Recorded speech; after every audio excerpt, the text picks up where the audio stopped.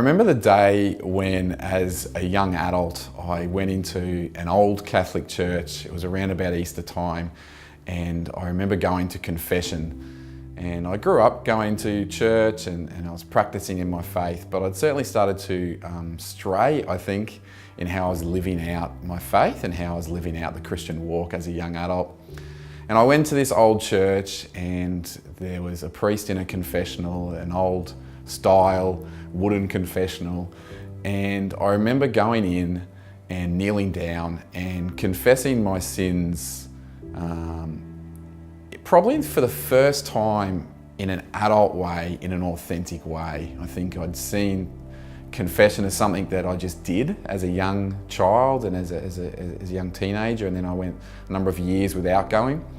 But this day I knelt down and I said everything that was troubling me, everything that I'd ever done that I felt was wrong, that I felt was not what God would have wanted for my life and how I acted.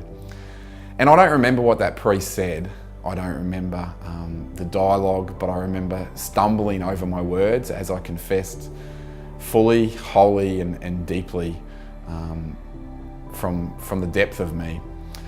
The most prominent thing I remember is as I walked away from the confessional, as I walked away from that church, I just remember the feeling of freedom that I had. I remember actually skipping down the road, skipping like a little girl, like a little boy playing in the schoolyard who was just completely free. And I'd heard people say that when you share a burden, when you lose a weight, when you share something, that it's like a weight comes off your shoulders. Well, I'd never experienced it till that day, and you don't have to feel anything.